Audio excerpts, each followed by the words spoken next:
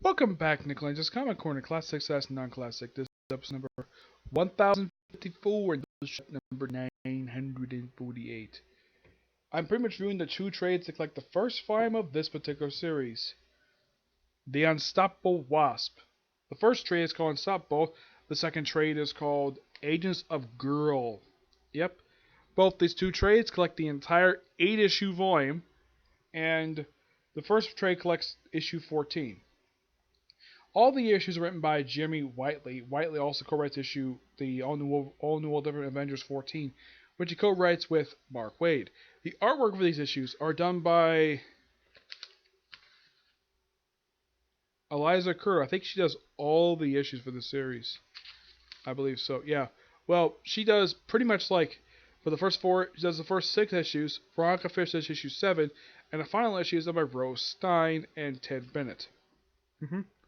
Now, what happens issues? Well, you have Nydia Pym, the daughter of Hank Pym. Pretty much, basically, I just point out all the issues take place period of like one day. It's kind of, the same story arc in a way. Basically, she wants to form like a lab called G.I.R.L, and she recruits various scientists, one of who happened to be Moon Girl. Yep.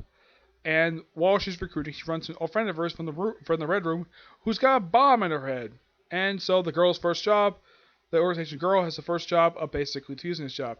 Before she forms the lab, she basically has team up with Miss Marvel and Mockingbird. Yep. After she has a little battle with him, she goes to have dinner with her. Like, Bobby, I'm not familiar with that name. Of course, she mentioned her name as Barbara. It's like, oh yeah, I know you. You basically were some scientist. I'm a big fan of yours. Yep. She pointed out, though, Bobby Morse only shows up in the first issue and the last issue of this particular volume. I will talk about that in a minute. And, of course, right after that, of course, they have G.I.R.L. Of course, she has Edwin Jarvis as a supporting character, along with Nydia's stepmother, Janet Van Dyne, the original Wasp. Yep, she's in here as a recurring character, but I do appreciate the writer doing that. I love the fact that Jarvis appears all 8 issues. Toward the end of this particular one, we have appearance by frickin' Daredevil. Here's the second volume. I gotta love it. It's a really good cover. Yep, appearance by Daredevil, who's actually her lawyer. Helps over immigration as basically she's deemed a legal citizen, though as she pointed out in issue 14, she basically fights Organization Whisper. That's something set up for the next volume for the series. Yep. And eventually they do get the bomb out of her head, and it could be a bit like Jarvis telling Nydia put her seatbelt on. It's like fine, I put my seatbelt on after arguing with Jarvis for a bit, and they do beat up the agents of Whisper, and everybody's pretty much saved. And Nydia is deemed, like, she overhears, like, she's basically an illegal citizen. Of course, she later gets DNA sample. Of course, she also overhears about the infamous slap that caused Yellow Jacket to divorce his wife, Janet, and get him kicked off the Avengers. Yep, so she never knew anything about this slap at all. So, eventually, she legally changes her name from Nydia Pym to Nydia Van Dyne. Janet has no problem with this at all. Nope, no problem with this at all. She really likes the fact that because, she is Nydia's stepmother and she wants to take her last name because she probably likes the name. Well, that was weird, but Janet has no problem with it at all. She loves the fact that basically she's kind of like a daughter to her. Yep. And this overall is a really good set of issues. Of course, they have it where G.I.R.L is part of Pym Labs. I'm like, when the heck did this happen?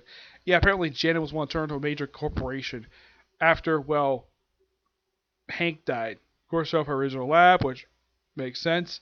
And, they ended the thing off with them firing a lever, and it says, we'll find out later. Took a while for this to happen, roughly 2 years. Yep, 2 years.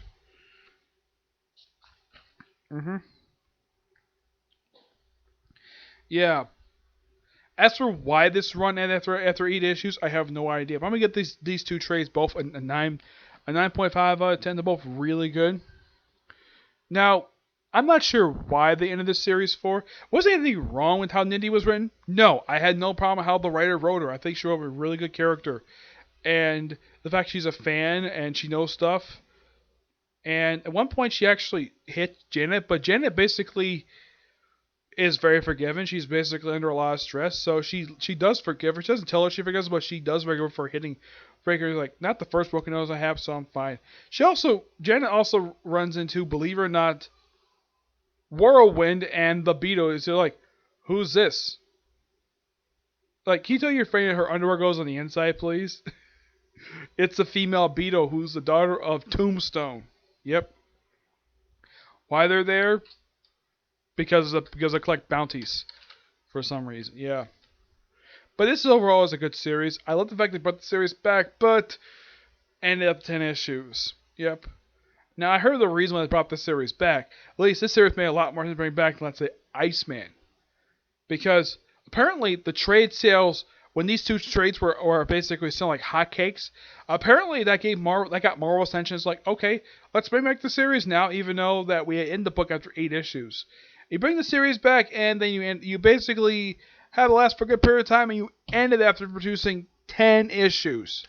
No idea why, but they did. They actually ended just recently. It was a damn good series. Okay? Not much I'll say about these two trades, both really good. Okay?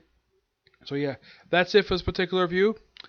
Stay tuned for more reviews. Basically, another comic corner, another movie review, and 3 manga reviews. Yep. Today's next view. Bye.